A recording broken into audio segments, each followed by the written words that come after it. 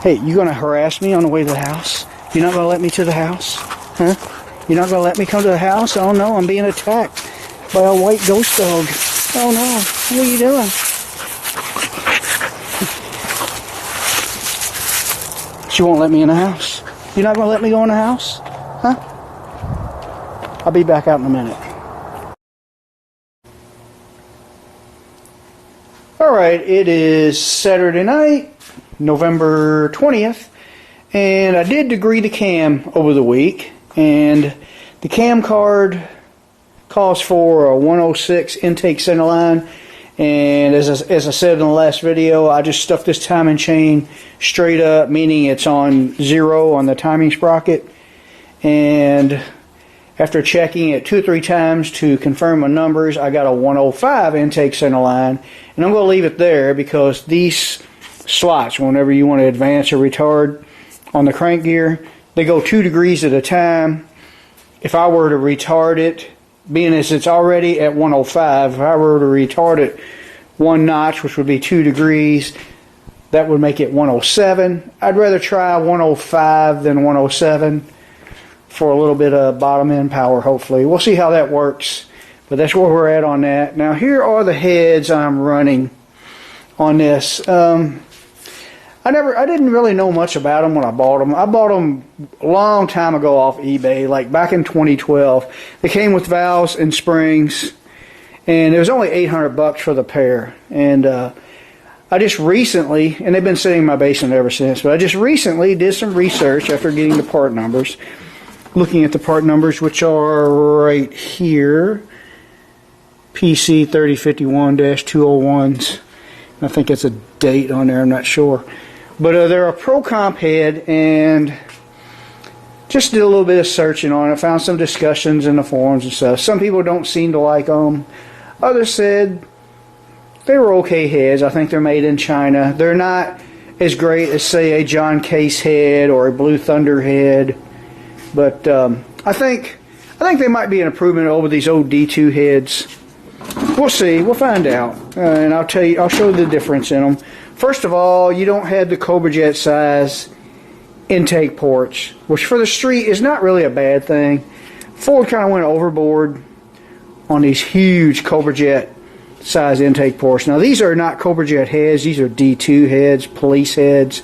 But the guy who originally put this 429 together, he did some porting, and he port matched it to a Cobra Jet intake gasket, which is bigger than a standard 429 or 460. And they look more like this, and you can see the size difference there. And as far as intake runners, Fords are pretty much straight through no matter what. They're both pretty much equal, just that these are a little smaller. Like I said, for the street, being as I don't run a huge stall converter, it's a 10-inch street converter, and I don't run super low gears. That might be better for what I'm doing here. One thing I noticed, here are the spark plugs that I've been running in these heads on the tree. Now, as you can see, that's sticking out about where it should. Here's where they look like on these heads. But my NGKs, these are some used ones that I had pulled out of the 64 Fairlane engine a long time ago, but kept. They're NGK 9s, which is kind of a cooler firing plug. They're just about right, so we'll be using those. Intake valve is slightly smaller. The guy who put this engine together a long time ago, he had this opened up to Cobra Jet size valves, so those are 2-inch 250 valves, whereas these are 2-inch 3/16.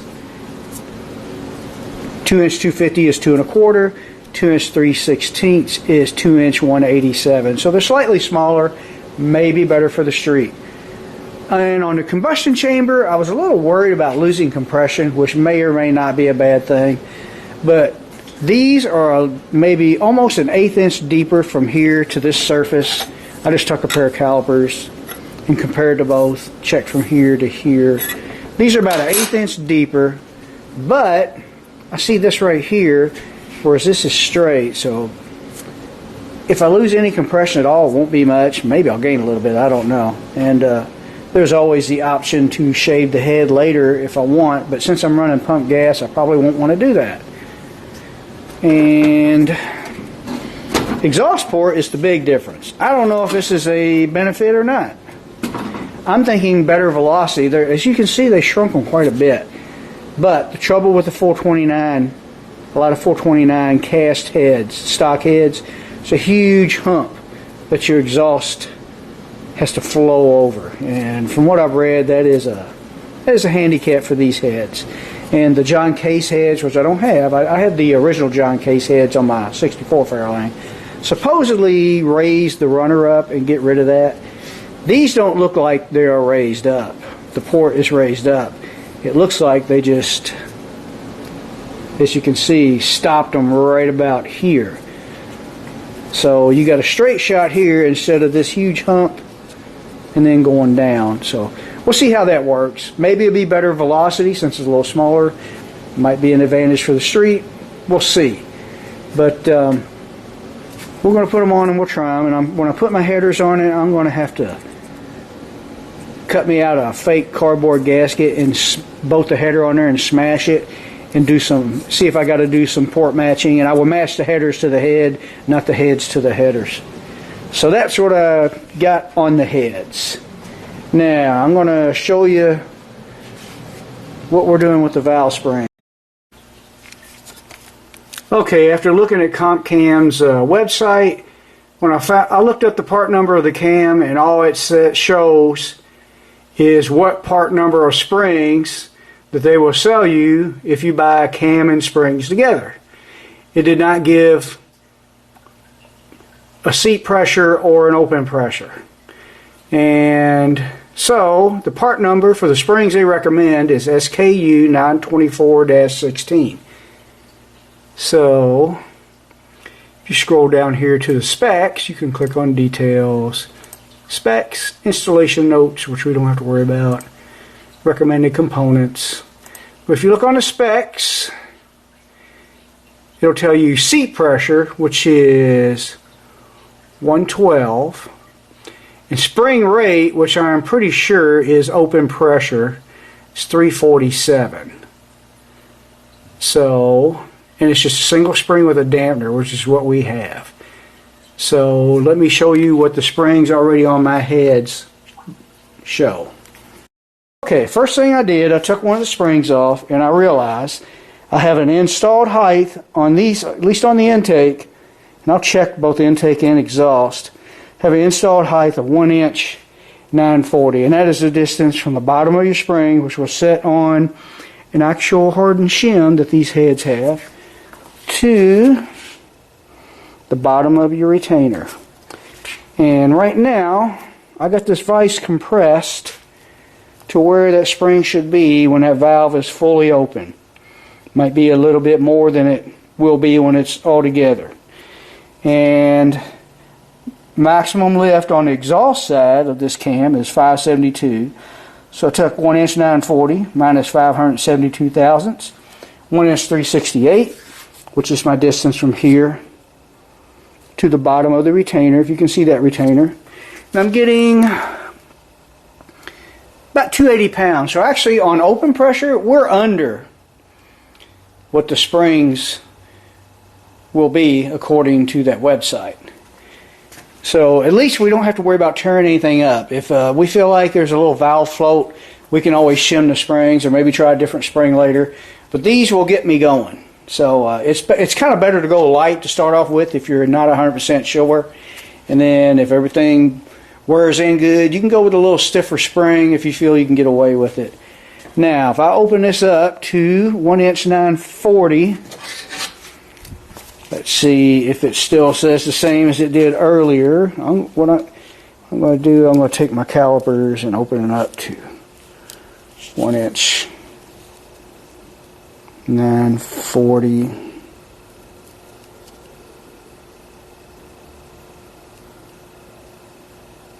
Right about there. Okay, if I open this up to 1 inch 940,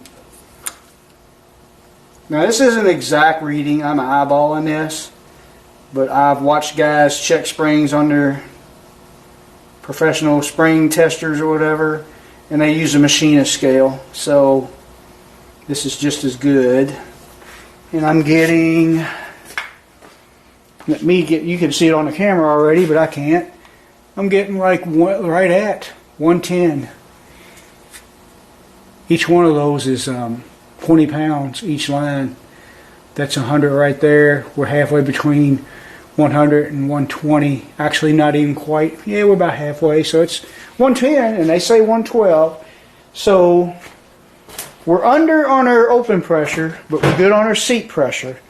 So these should be safe. Whether I shouldn't get any valve float, I don't think, with that kind of pressure. We'll see. And as far as your open pressure, if you're a little light on your open pressure, unless you're turning some really high RPM, you're probably not going to know it. And I don't plan on winging this motor up too awful high with stock rods. So probably I'll shift it at 55 to 58. It might occasionally see 6,000. And we'll see how that does with this cam. I think it'll be okay, but it'll be let's try it and see type thing. But the one thing I'm sure of, it's not going to tear anything up, as far as not being too much pressure and being too hard on the hydraulic lifters. Okay, so it's Sunday morning now, and I did a little playing around with stuff here. What I'm doing here is I'm checking piston to valve clearance, and I took the springs we're going to use on the engine off and put these very lightweight, they're called check springs. They came with my cam to green kit.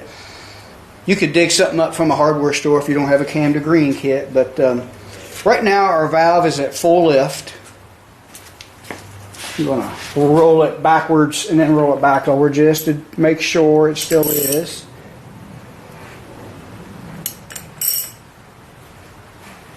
This is the exhaust valve. As you can see, it's right there is about the tip of the cam. And according to my book, you need about 100 thousandths, 70 to 100 thousandths clearance. And now what I can do is see how much further I can push my valve down. With these lightweight springs, I can do that. So we can go, there's your 100, there's your 200, 300, 10, 20, almost 3/8 of an inch. So yeah, about 350, almost 3/8 is 375. So we got plenty of clearance there.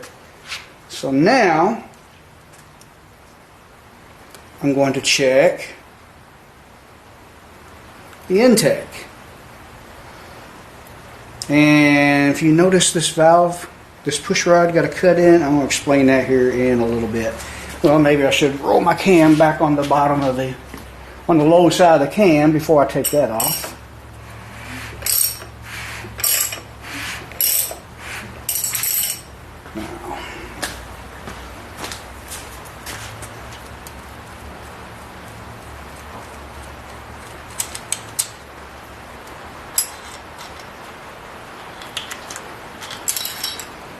And the deal with this push rod is, this is a homemade adjustable push rod. No, I'm not going to use this, but I'll show you my new hydraulic roller lifters compared to an original lifter here in a minute. But the hydraulic roller lifters are quite a bit taller, and I had to use this push rod to determine what push rod length I need. And before I check this intake valve clearance, I'll show you what it looks like with the original push rods.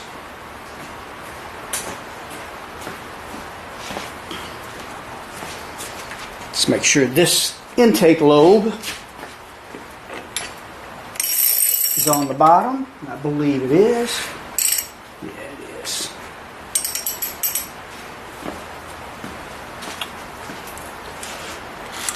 And here's the difference between what I've determined, what length push rod I'm going to use, and what we had. And here's what happens when you try to use your old push rods with when you are switching to a hydraulic roller. See how that's way up there? And as you can see, I can't even get my adjustment nut on it, so that's no good at all. So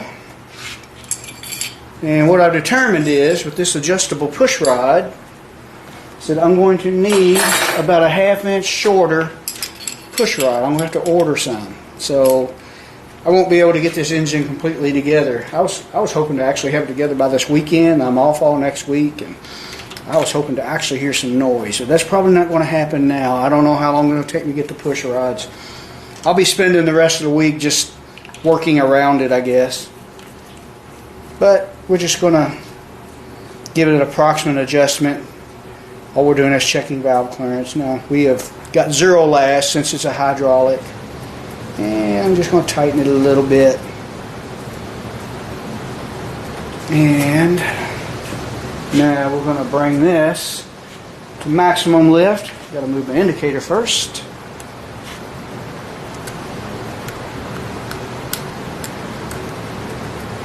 This thing for my indicator is way too tight. I need to ream that thing out so that when I loosen this right here, you can't see that, can you? When I loosen this right here, I'm supposed to be able to move this. It'll move, but it's so tight that it makes it awkward to get your indicator where you want it. I guess I'll be playing around with stuff like that all week since I'm off all this week. Added some vacation time to my Thanksgiving holiday. But I was hoping there was a chance I could have this thing drop down in the car. But since I got to order push rods, that might not happen.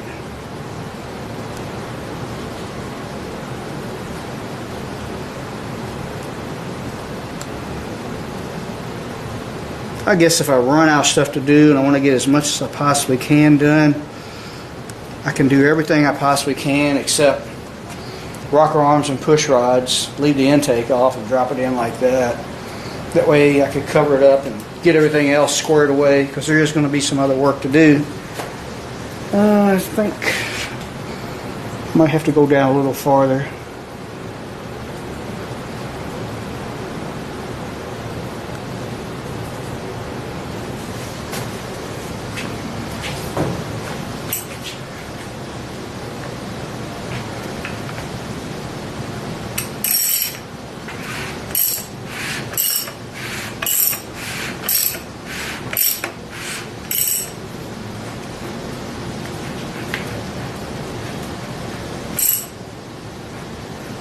Since the intake valve is the bigger valve, there's maximum lift, just happens to be right at 0.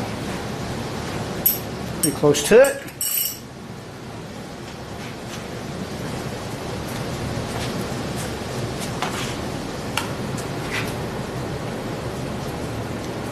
And as you can see, we got 1, 2, hang on, my finger was hitting the dial indicator. 1, 2, more than 200, more than enough. Right now I ran out of travel on my indicator. I'd need to move it down to get a full reading. But yeah, that's pretty good. I'm not sure where the piston should be. Piston should be on its way down with that intake's opening. Piston's down there pretty good.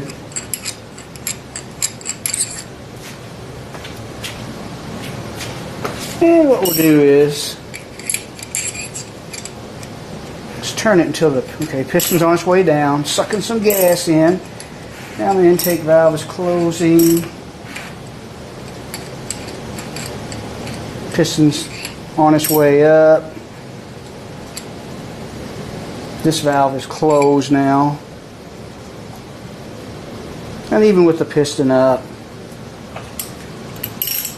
yeah, it comes nowhere near it. And another way to do that is you can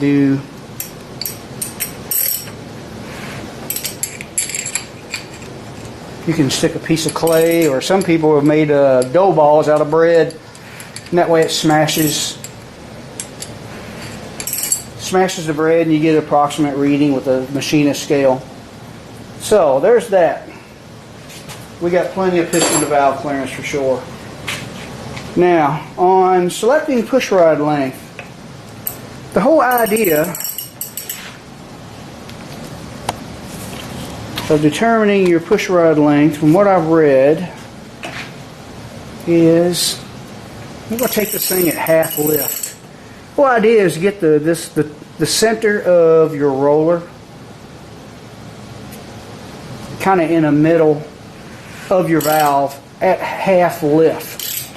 Now this is a 550 lift on intake, so which comes to 250.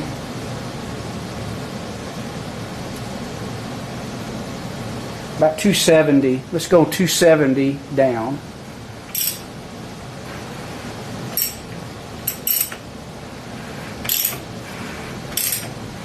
There's 1,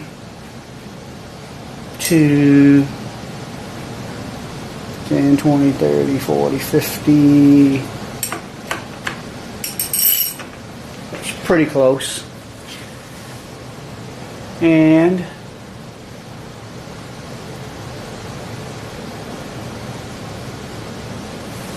actually it would be nice if I had a little bit longer of a push rod for the intake,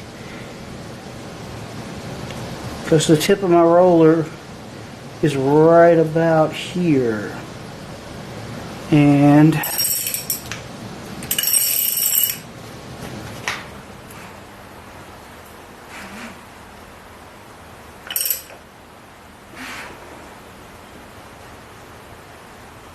yeah, right now with the valve closed, tip of my roller, center of the roller is right about in the center, and really it should